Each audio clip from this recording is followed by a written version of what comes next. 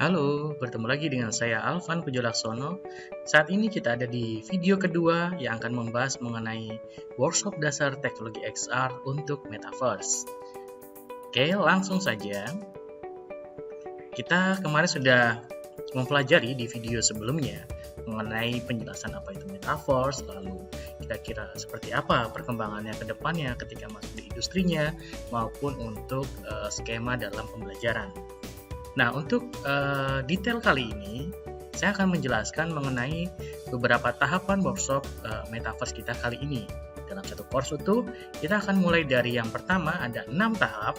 Yang pertama adalah mulai dari ide atau konsep. Jadi di awal, kita paling tidak sudah punya ide atau konsep apa yang akan kita bawa ke dalam dunia Metaverse. Jadi kita bisa memilih satu topik atau satu tema, yang mana tema tersebut akan kita coba visualisasikan dan akan kita gabungkan di dalam dunia Metaverse. Dari ide tersebut, kita akan buat coretan-coretan atau mind mapping.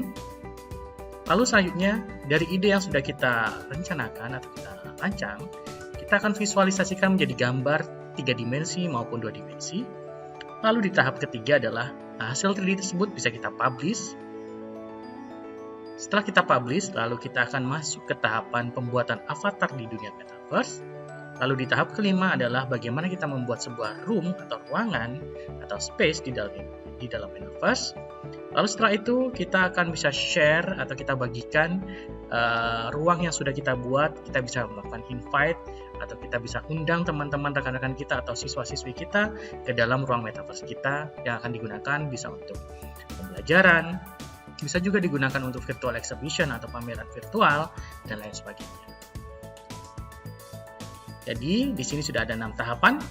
Di masing-masing tahapan saya sudah memecah kembali, sudah saya breakdown kembali. Jadi yang pertama adalah mulai dari ide atau konsep.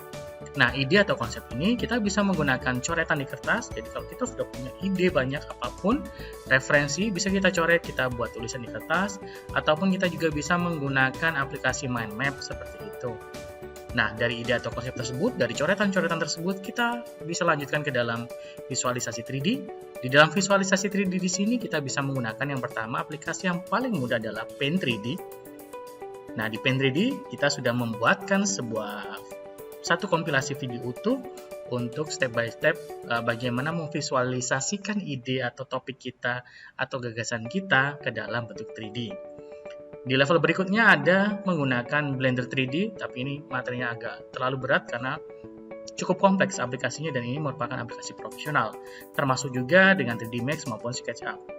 Tapi untuk visualisasi 3D di sini, kita tidak membatasi apakah kita harus menggunakan Paint 3D atau Blender atau 3D Max atau yang lain sebagainya. Yang terpenting adalah bagaimana ide konsep kita bisa divisualkan secara 3D. Oke, seperti itu. Nah, untuk berikutnya, hasil 3D yang sudah kita buat, kita bisa publish 3D-nya melalui website namanya sketchfab.com. Jadi, hasil 3D-nya akan kita publish ke dalam platform sketchfab.com. Nah, dari 3 tahap tersebut, soalnya adalah kita akan coba membuat avatar kita. Jadi avatar masing-masing peserta yang akan kita gunakan untuk masuk ke dalam dunia Metaverse. Nah, setelah avatar itu kita buat, kita tinggal membuat room Metaverse-nya. Jadi yang tadi create avatar kita bisa menggunakan aplikasinya Ready Player Me. Nanti akan saya jelaskan secara detail bagaimana membuat avatar menggunakan platform Ready Player Me. Lalu berikutnya kita bisa meng-create room. Di sini kita akan menggunakan aplikasi namanya Hubs Mozilla Spook. Jadi kita bisa meng-create ruangannya, bisa menggunakan template yang sudah ada ataupun kita bisa meng-create template kita sendiri seperti contoh kita membuat sebuah virtual exhibition kita sendiri. Nah, dari situ kita akan mendapatkan kode ruangan atau ruang space Metaverse yang mana linknya bisa kita share melalui Facebook, WhatsApp, email, dan lain sebagainya. Jadi kita bisa mengundang rekan-rekan kita, teman-teman kita, ataupun siswa-siswi kita untuk bisa masuk berkolaborasi dalam ruang Metaverse kita. Ini satu lagi yang terpenting dalam Metaverse. Jadi tadi saya sudah menjelaskan ya cukup detail.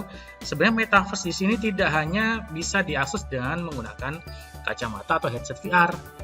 Nah, jadi kita bisa menggunakan 3 device sekaligus.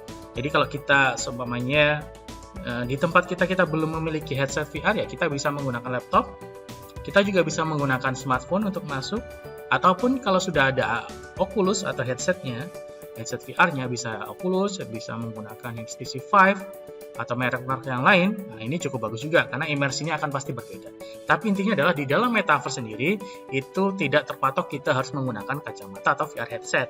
Jadi yang bisa bergabung melalui laptop silahkan, yang bisa bergabung melalui smartphone silahkan juga bisa bergabung, yang bisa atau yang sudah punya alat Oculusnya bisa juga bergabung menggunakan Oculus, dan kita akan bertemu dalam satu ruangan dengan berbagai macam device yang sudah kita miliki. Seperti itu.